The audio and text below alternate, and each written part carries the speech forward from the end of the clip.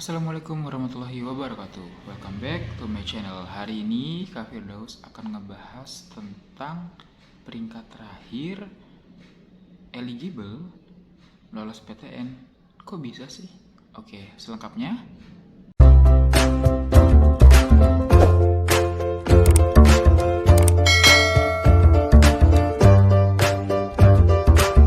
Peringkat terakhir eligible kok bisa sih lolos PTN? Nah, jadi banyak banget yang berpikir bahwa ini mungkin, ya tidak mungkin. Tapi kalau menurut kakak, ini bisa jadi mungkin. Permasalahannya adalah harus tahu dulu nih, ya kan, harus tahu dulu.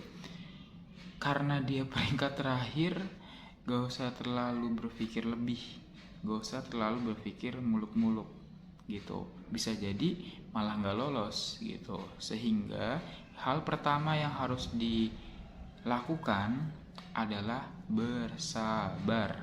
Bersabar dalam artian bersabar dalam memilih PTN yang akan diincar gitu, yang akan dipilih kayak gitu. Ya mungkin kalau udah pernah lihat video kakak sebelumnya, salah satunya adalah menunggu kurang lebih 3 hari sebelum penutupan. Sebelum penutupan ya. Nah, setelah itu kak udah 3 hari lagi nih kak, mau terakhir nih. Nah, secara nggak langsung ya kan, kalian punya data teman-teman kalian akan milih ke A, B, C, D, E. Yang pertama adalah bersabar.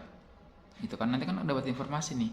Yang kedua adalah harus lebih ke arah yang nothing tulus gitu ya, ikhlas atau nggak usah berpikir lebih gitu kan, gitu dalam hal apakah lolos apakah enggak gitu. Yang ketiga adalah mengetahui PTN yang diinginkan, apakah teman kalian itu sama atau tidak ngambilnya gitu.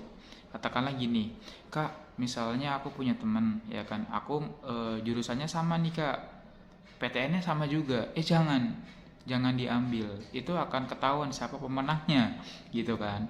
Tapi kalau misalnya gini kak, aku punya temen nih, dia jurusannya sama tapi kampusnya beda, bisa diambil.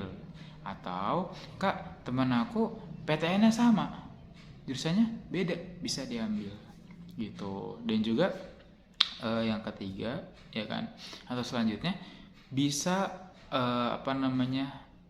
bisa dan harus tahu lah ya kan, bisa mengetahui dan harus tahu ya kan, apakah kampus tersebut itu pernah menjadi bagian dalam sekolah kita, dalam artian sekolah kita ada nggak sih yang kuliah di sana. Kalau nggak ada agak riskan banget gitu kan gitu. Kalau kalian udah tahu seperti itu, baru deh lihat. Mungkin yang terakhir adalah data peringkat sekolah, bisa dilihat di ltmpt.ac.id ya kan. Di situ nanti ada top 1000 sekolah ya. Kalian lihat di situ ada sekolah kalian apa enggak. Kak, ternyata nggak ada, sekolah aku nggak termasuk. Itu juga harus riskan, dalam artian harus beresiko dan lain-lain ya. Dalam artian sekolah kalian nggak masuk top 1000 dan juga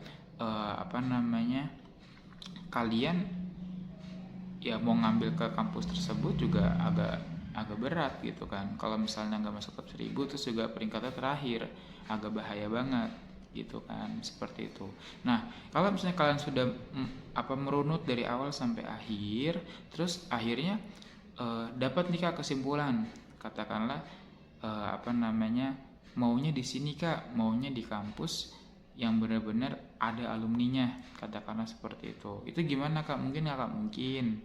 Tapi lihat dulu tadi temannya ada apa enggak. Oh ternyata teman aku enggak ada kak. Gitu. Ya lihat lagi nanti. Lihat dari presentasinya. Makanya Kak Firdaus insya Allah akan bikin challenge sama kalian. Mungkin akan ada di video-video selanjutnya. Dilihat aja terus, ikuti aja terus ya kan. Nanti insya Allah ada challenge-nya. Nanti buat kalian yang masih galau, insya Allah Kak Firdaus akan kasih pilihan buat kalian. Kalau pilihan SNMPTN itu kan ada 2 ya, ada 2. Insya Allah nanti kakak akan informasikan 4 PTN, bisa kalian rundingkan lagi dengan orang tua gitu. Terkait sama nothing tulus ya kan, pasrah atau ikhlas gitu ya, itu apakah nanti dari orang tua di ACC Kak, insya Allah kalau kata Kak Firdaus kamu akan dapat lampu hijau gitu ya, lampu hijau nih dari orang tua kamu.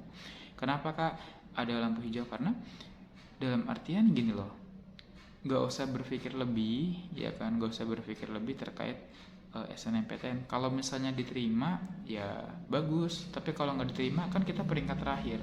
Tapi insya Allah akan kita bantu, akan kita pupuk semangatnya bahwa kamu coba dulu aja, tapi kalau emang orang tuanya ada beberapa orang tua yang nggak ngasih lampu hijau ya kan, ya alhasil gimana, alhasil ya agak berat.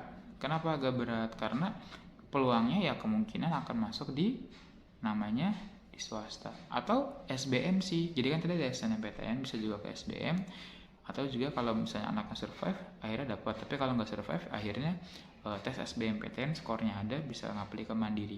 Oke, mungkin dari Kak Firdaus gitu aja. Semoga bermanfaat video ini. Jangan lupa bagi yang baru gabung jangan lupa subscribe, like, dan komen sehingga video ini bisa bermanfaat buat orang lain dan juga bisa jadi kebaikan buat kalian gitu. Oke, terima kasih. Wassalamualaikum warahmatullahi wabarakatuh.